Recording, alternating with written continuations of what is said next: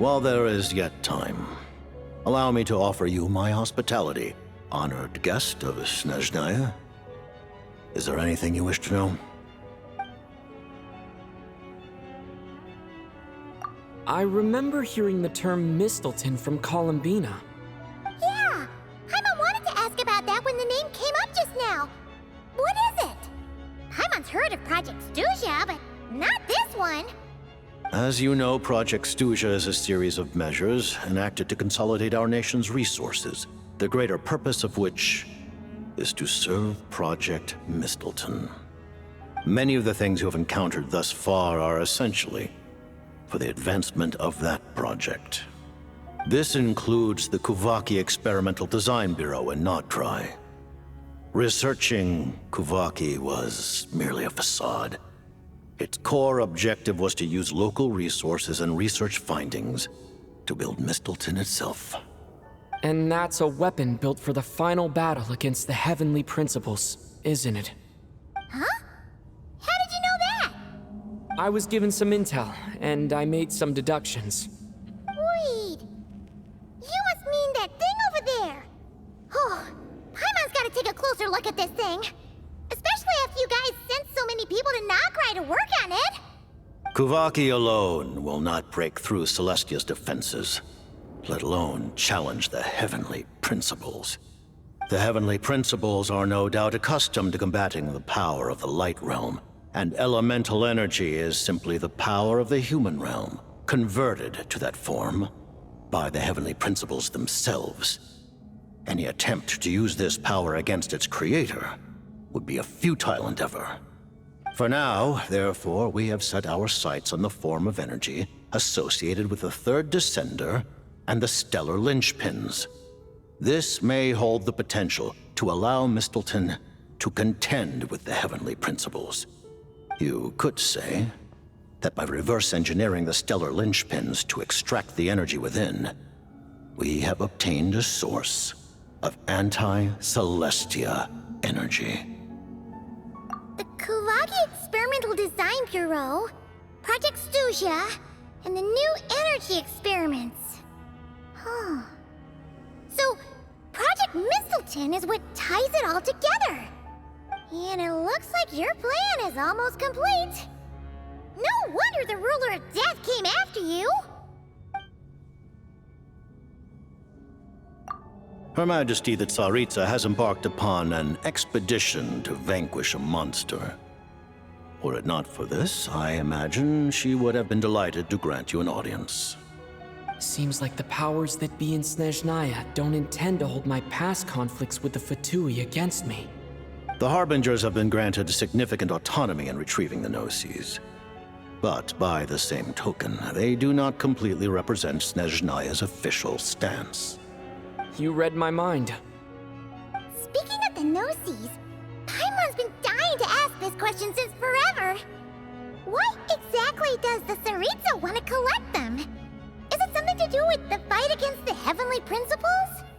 The Gnosis will undoubtedly serve as a key bargaining chip when she confronts the Heavenly Principles. Beyond that, you had best ask the Tsaritsa herself. I am not sure if this information is mine to disclose.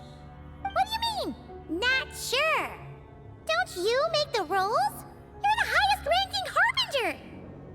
Ugh, never mind. Taking on the Heavenly Principles is something most people wouldn't even entertain in their wildest fantasies. Why is the Tsaritsa so fixated on this? Into that today, civilization is nothing but an illusion. Something whose very existence can be negated at any moment.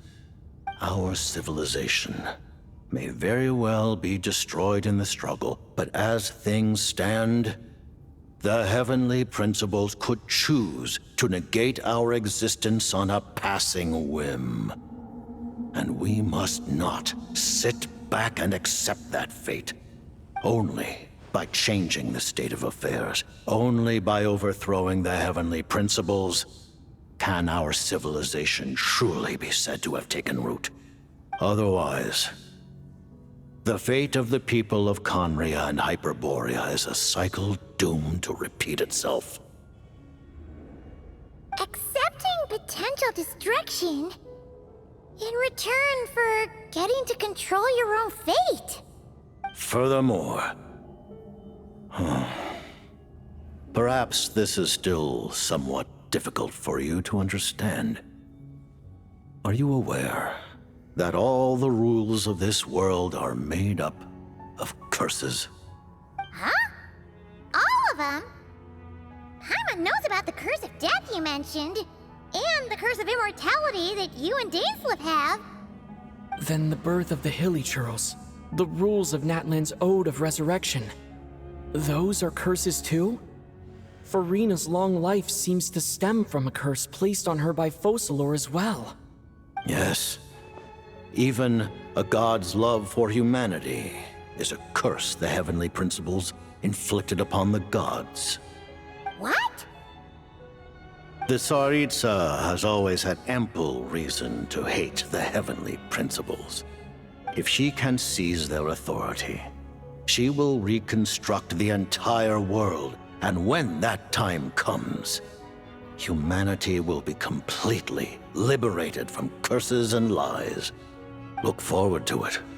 It will be a world beyond your imagination. Though the ordinary people of Snezhnaya may not understand these details, in this frigid land locked in a ceaseless struggle against the environment, in this nation to which the gods have never shown favor, we all believe that standing in solidarity with the Tsaritsa in our shared struggle will surely usher in a new and better world.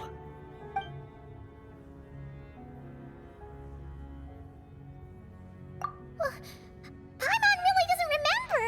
He's basically a stranger. You've got to believe Paimon. Allow me to explain. The reason Paimon reacted to the anti-Celestia energy developed by the Armory Palace is because she comes from Celestia herself. More specifically, she is one of its creations. Paimon? A creation of Celestia? Oh, right. I was blinded by anger earlier, but thinking back on it, Renova also said that Paimon is a creation of Celestia.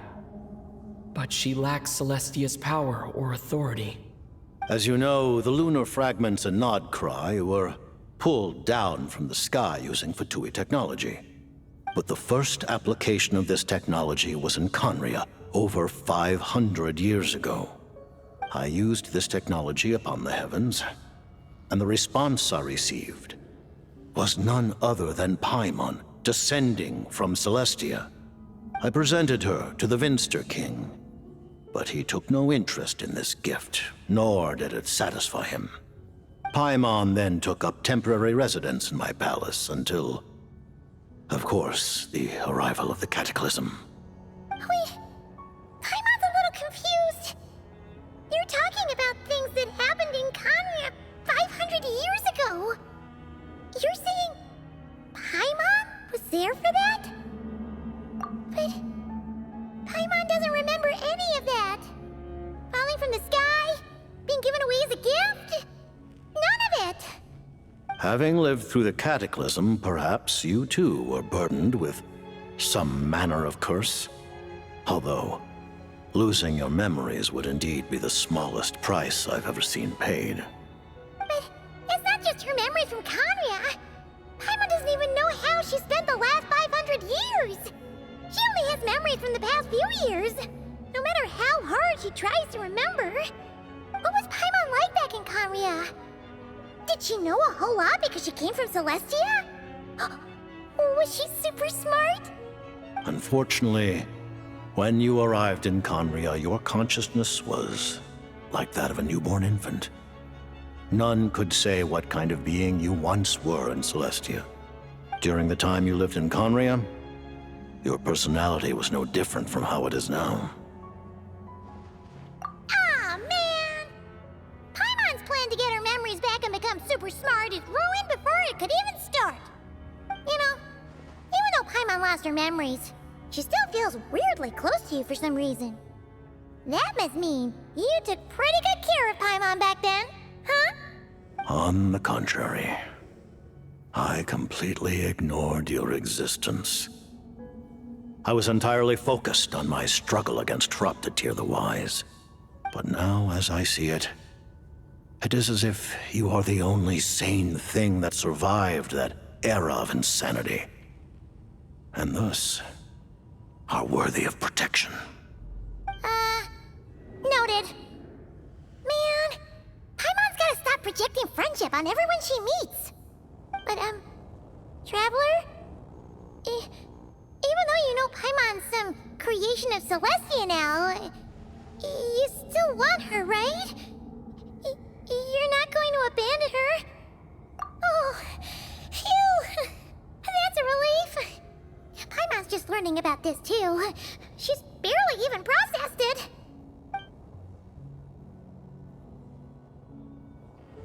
Thank you for telling me so much. I'm a bit surprised, honestly.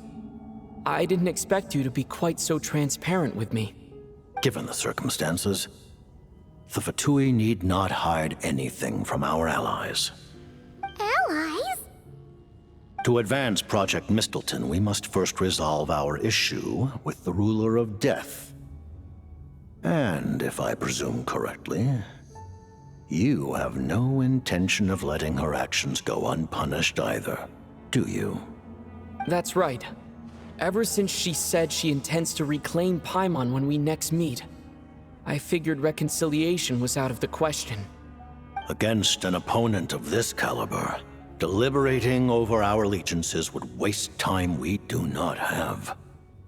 We must join forces unreservedly with whomever we can, if we are to stand anything like a fighting chance. You're going to challenge the Ruler of Death? Just for Paimon? But Paimon's only... Thank you. Oh, thank you. Oh, gee. Now Paimon doesn't even know what to say. Anyway, Paimon's super touched. The Tsaritsa will return in triumph in short order, and the Fatui shall hold internal discussions regarding the enemy. The time for us to meet again will come very soon. Got it. Thanks for your help with Paimon. I'll be sure to look after her for you. There was just one other thing. Well, it's just a request, really. Paimon really wants to see what this Mistlton thingy you're gonna use against the Heavenly Principles looks like. Of course, Paimon knows it's top secret and stuff, but she just had to ask. It's okay if the answer's no. Certainly you may. Oh, for real?